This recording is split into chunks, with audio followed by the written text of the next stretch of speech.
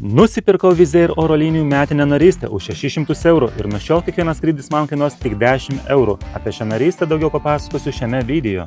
O dabar nieko nelaukiam ir keliamės į Ispanijos pietuose esantį Malagos miestą. Bet prieš tai trumpas sustojimas Londone, kur išbandysiu seniausią pasaulyje metro, užsidėsiu varnelės prie žymiausių Londono vietų ir teleportuojamės į Ispaniją. Sveikučiai, kelionių fanai, grįžome iš Azijos, dabar keliausime po Europą. Atvykau į vieną lankomiausių Ispanijos vietų, į Caminito del Rey pėsčiųjų taką. Įspūdingas takas su daugybė tarpeklių, upių, ką jau galite pamatyti ir panašiai. Visi privalo dėvėti šalmus, be jo nepakliūsti į šitą parką, labai griežta apsauga. Dar tik 10 minučių praėjo, kad esu šitam parke, bet man jau atsipirko šalmas, jau trenkiau su galva. Vieną uolieną nepastebėjau. Ūgis daro savo, aišku. Bet tai vaizdai, vaizdeliai. Ta prasme, norisi absoliučiai viską filmuoti. Tiesiog kameros neišjunginėjau beveik. Pats parkas randasi apie 50-60 km nuo Malagos. Ir pakliūti čia, žinokite, ne taip ir lengva. Yra du būdai. Galite patys nusipirkti oficialiam puslapyje, ką aš bandžiau daryti, savarankiškai keliauti su gydu arba be gydo. Be gydo bilietai išpirkti visi iki rugsėjo mėnesio. Kaip jums tai? Dabar yra birželio 15, iki rugsėjo 18 visi bilietai buvo išpirkti. O kodėl tai vyksta? Nes kelionių agentūros išperka visus bilietus ir paskui juos perpardavinėja. Tai vienintelis būdas čia pakliūti buvo man nusipirkti turą. O, ir traukinys. Kur iš čia išlindo? Net nebuvau pastebėjęs, kad čia bėgiai eina. O čia tai įspūdinga atrodo. Tai grįžtant prie kainų, tai jeigu norit savarankiškai nusipirkti bilietą, galite oficialiam puslapį, 10 eurų kainuoja, bet sakau, situacija sudėtinga, išperkami jie labai greitai, arba su gydu 18 eurų per oficialų puslapį, bet taip pat rezervuotis reikia bent porą savaičių prieš tai. Arba galite, nors ir kitą dieną, važiuoti su kelionių agentūra. Mane paėmė nuo Malagos ir nuneš atgal ir visą tai kainavo apie 50 eurų. Anksčiau tai buvo vienas pavojingiausių takų pasaulyje, nes jokių apsaugų nebūdavo. Čia senas tiltukas padarytas, be jokių turėklų, be nieko. Buvo labai daug nelaimių įvykę iki 2000 metų, kol jo šitą parką neuždarė. Ir lygtais atidarė tik 2015, jau kai pilnai viską įrengė, kaip matot, viskas jau padaryta turistams, saugiai atrodo. O vis tiek, aišku, reikia saugotis, neusižiūrėti ir panašiai. O man ypatingai atsargiam reikia būti dėl ūgio, kaip pavyzdžiui, va čia įsižiūrėsi biškai kamerą ir prasileisi dantis. O taip pat reikia labai saugotis vėjo stipraus, nes mano mikrofonas laikosi tiesiog ant magneto. Tai biškai stipriau papūs vėjelis ir mikrofonas 300 metrų žemyn. Ir liksime be garso. Pasivijom dar vieną statybininkų brigadą. Žodžiu, nenormaliai suvažiavę statybininkų. Statybininkų suvažiavimas 2025 Expo. Prieš tai apie šią vietą bandžiau įsiklausinėti mano hostelio darbuotojų 3. Kaip jie mano, ar čia verta važiuoti, tai nei vienas iš jų nėra buvę čia niekada. 50 km nuo Malagos, jie vietiniai gyventojai Malagos ir jie niekada nėra buvę čia. Čia tas pats, kas Vilnietis ar Kaunietis niekada nebūtų buvęs kokie Kernavėjai. Kaip tai įmanoma iš vis? Vaizdai, vaizdeliai. Aišku, kamera neperdas to viso grožio, reikia būtinai čia atvykti ir savo akimis tą pamatyti. Ir čia oras superinis, 28 laipsniai, tai nėra taip jau karšta kaip Ispanijai ir dar vasarai. O pavėsi tai iš vis superinis oras. Viena brigada jau parūkė, padarė pertraukėlę, eina dabar užtvankos statyti.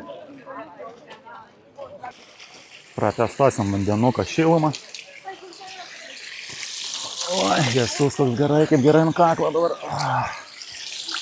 Su grupe reikėjo ką tik spėlioti, kas čia per paukščiai skraido. Visi kaip susitarė, realiai sakė, aš kažkodėl šoviau savo spėjimą, kad grifas. Ir vienintelis pataikiau. Pasirodo, vaikystėje žiūrėjimas Langas į gamtą laidos ne veltui praėjo. Iš tikrųjų nieko nesupratau apie paukščius, tiesiog šoviau grifas ir tiek. Nusileidom jau žemiau į slėnį. Tai jau šiek tiek karščiau čia. Vėjo praktiškai nėra. Tokia jau tvankuma prasideda. Einam. Mūsų gydė kaip motina iš priekio eina. O aš tėvas iš galo prižiūri mūsų ančiukus, kad nieks nepasiklystų. Nes gydė pasakoja, kad pastoja, sako, problema su turistais. Vienos vieną kartą ieškoja 3 valandas. Kaip čia galima pasiklysti, neįsivaizduoti. Kažkas selfie labai norėjo įspūdingą pasidaryti. O gal kakų nuėjo padaryti? Kas ten žino? Kol kas labai lengva. Jokių pakelimų, nusileidimų. Visą laiką lygumą tiesiog einam ir tiek. Bet matau jau, tuo jau atsivers pas mus vaizdai, vaizdeliai. Pats takas trunka apie 7 km, tai realiai per 2 valandas galima nueiti. Bet pas mus labai daug sustojimų, gydė pastoja papasakoja kažką tai apie paukščius, apie gamtą, apie laukinę fauną, kas čia gyvena ir panašiai.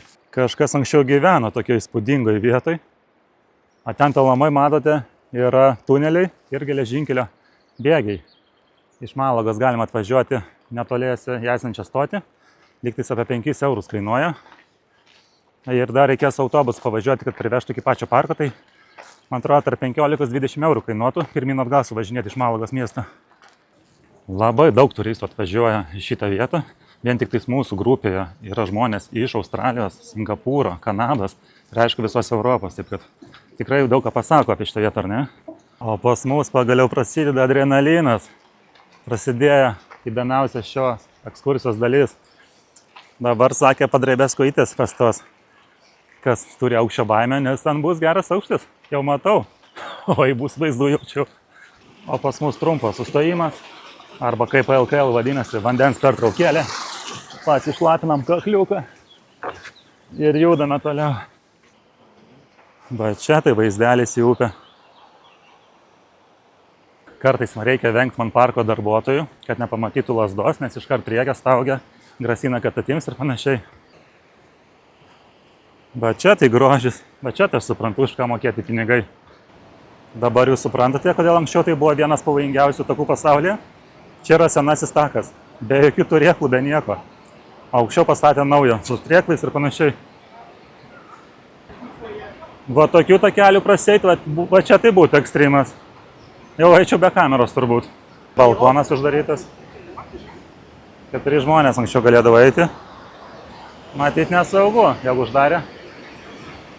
O va čia tas tiltukas pagrindinis, dėl kurio čia mes artėjome.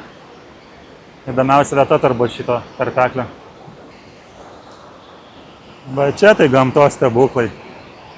Ir vedukas traukinio įspūdingoje vietoje padarytas. Nerealiai atrodo. Kaip jums? Patinka? Jei patinka, nepamirškit paspaus like ir galite pakomentuoti, aišku, komentarai visą laiką nemokami. Kas nors bandytumėt praeiti per šitą tiltuką? Kai vaikystėj už 10 eurų praeitum? Ar už milijoną?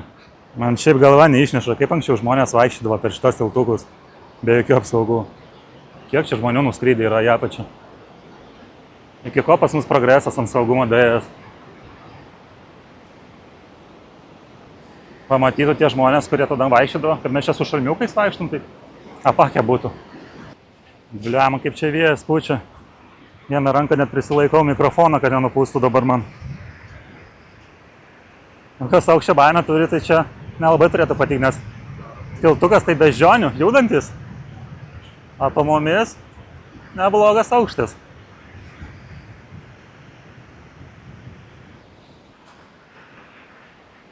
Ką, judam toliau. Aš ne tik mikrofoną turiu laikyti, bet ir šalmą dar žiūrėti, kad nenukristų. Nes reikia žiūrėti po kojimą, jis man krenta pas to smunka. Nes neusiveržia dirželį šitas. Ir aš kaip supratau, čia buvo aukščiausia vieta mūsų pasiekta šiandien. Dabar tik tais leisime žemyn. Po mumis eina senas takelis. Be jokių apsaugų, aišku. Anksčiau iš apsaugos pas žmonės būdavo nebent kryžiukas. Jaučiu kiekvienas jį turėdavo. Man atrodo, dėl to anksčiau žmonės ir labiau tikintis buvo. Čia tokia pavojingesnė vieta turbūt. Dažnas akmenų kritimas būna. O čia pas mus geležinkelio tiltas, pro kurį važiuosite, jeigu važiuosite su traukiniu iš Malagos. Bet nedarykite mano klaidos. Buvau irgi nusipirkęs pirmiau su agentūra, bet turėjau pats atvažiuoti iki čia. Gerai, kad bilietai buvo su šaukimu. Ir neapsiskaičiavau. Pasirodo, traukiniai ne taip ir dažnai važinėja čia kas 3-4 valandas, taip kad jeigu būčiau pasilikęs, nepastebėčiau, tai būčiau praleidęs skrydį savo. Nes mano skrydis jau šiandien 8 vakaro, taip kad man dar reikia spėti grįžti į miestą ir dar nuvažiuoti į oro uostą, taip kad čia viskas pas man labai apskaičiuota šiandien stipriai. Paskutinį kartą galim pažiūrėti tą kelią, pro kurį ką tik ėjome. Eina kitas statybininkų brigados iš naktinės pamainos, visi pavargę. O mes judam toliau. Vaizdai tai nerealūs. Visi tiesiog su atidrytom burnom vaikšto. Instagramai, Facebookai šiandien bus užpildyti maksimaliai. Ambulencija. Jeigu kažkam pasidarytų negerą, arba kaip tik pernelyg gerą, labai griežtai įspėdinėjo, kad alkoholio vartoti čia negalima. Suprantama, dėl kokių priežasčių ar ne. Čia visi tvarkingi, pas mus netgi grupė nei vieno rūkančio žmogaus nėra. Kaip taip gali būti? Sveikuoliai, sportininkai pas mus čia susirinkę. Šiaip kas liečia pačią Malagą, tai atskridus čia tikrai labai daug vietų galima pasiekti gražių. Taip pat yra Rondo miestelis, irgi pastatytas ant skardžio didžiulio. Granada, labiausiai gaila man, kad nebuvo laiko nuvykti į Gibraltarą, į kurį senai jau bandau patekti. Tai matomai reikės grįžti man į Malagą, nes tik už 2 valandų kelio autobusu galima nuvažiuoti į Britams priklausančią teritoriją. Taip atrodo senasis tiltas per perėją, o taip atrodo naujas tiltas, pro kurį važinėja dabar traukiniai. Tas retas atvejis, kai naujas pastatytas gražiau atrodo už senai, ar ne? Ir atkurtas senoviškai. Nu va, nusileidom žemyn prie upės ir vėjelis iš karto atsirado. Gerai taip apačia. Čia galim senų nuotraukų pažiūrėti, kaip čia anksčiau viskas atrodė gražiai. O tokia gražiai vieta žmonės anksčiau gyveno. Ir kaip suprantu, einam jau į pabaigą. Taip kad lengviausias žygis gyvenime mano. Jokių sukilimų, nusileidimų, vis laik lygumą eini, tai galim ir su vaikais mažais atvažiuoti, ir su pensinio amžiaus žmonėmis. Visiems lengva čia bus. Nebent aukščio baimę kažkas tai turi, tai gal ir padrebėto kojytės, bet pas mus nieks nebijo, šiaip tai nebaisu realiai. Viskas, priduodam šalmus. Tikiuosi atlyginimas nevėluos, kaip praeitą kartą. Rimtai, sakot, alučią paimti? Nu gerai, kaip pasakysit. Mes tą nusipelnėm juk, ar ne? Valgėm, iššovėm alučių ir viskas, atgal į autobusą ir į Malagą.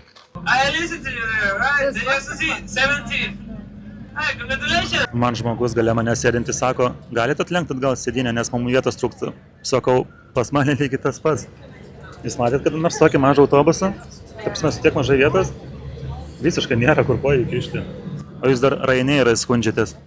Grįžome į Malagą, nerealiai rekomenduoju šitą turą, būtų tiesiog nuodėmė nenuvažiuoti į Kaminyto del Rey turą, esant Malagoje.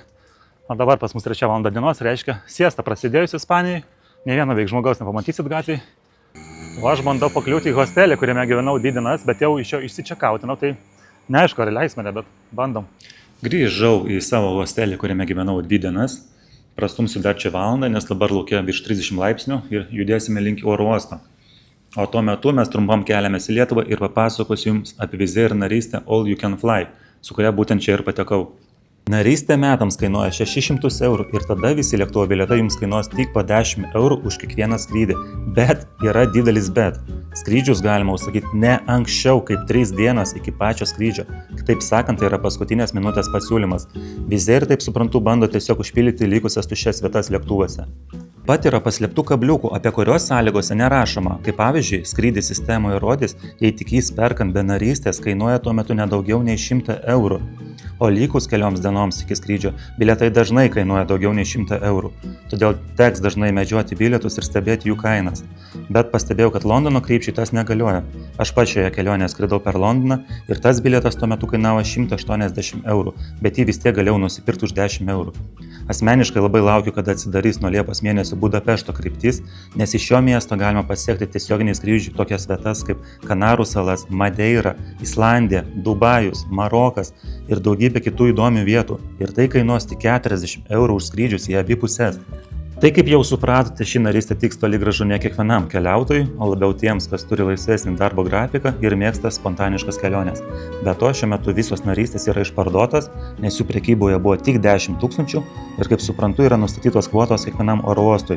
Tikiuosi, kad aiškiai paaiškinau, apie ką ši narystė. Jeigu turite klausimų, tai drąsiai klauskite, rašykite komentarus, visiems pasistengsiu atsakyti, o dabar mes grįžtame atgal į Malagą. Taigi, jeigu ir jūs domina toksai keliavimo būdas, sekite Wizz Air puslapį ir anksčiau ir vėliau tas narystės vėl atsiras prekyboje ir galėsite jas įsigyti, taip kad sėkmingos medžioklės. Nuo 5 valandų iki 8 vakaro yra happy hour po 5 eurus rinkiniai su 2 alaus. Normaliai, tiksliau 5 eurų ir 2 centai. Kažkodėl pacientai ima už popierinius puodukus. Matyt, vietiniai įstatymai tokie. Bet taip atrodo, akcinis rinkinukas. Kesadilė, supjausti 4 gabaliukus ir 2 alučio. Visai neblogas dylas, ar ne?